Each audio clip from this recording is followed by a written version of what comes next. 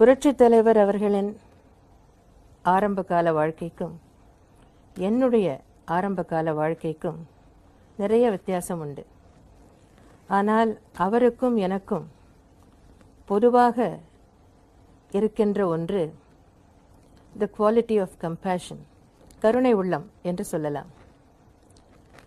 புரட்சித் தலைவர் எம்ஜிஆர் அவர்களை பொறுத்தவரை அவர் இளம் வயதில் குழந்தை பிராயத்தில் பசி பட்டினியால் அவதிப்பட்டதால் அந்த கஷ்டம் என்ன என்பது அவருக்கு அனுபவபூர்வமாக புரியும்.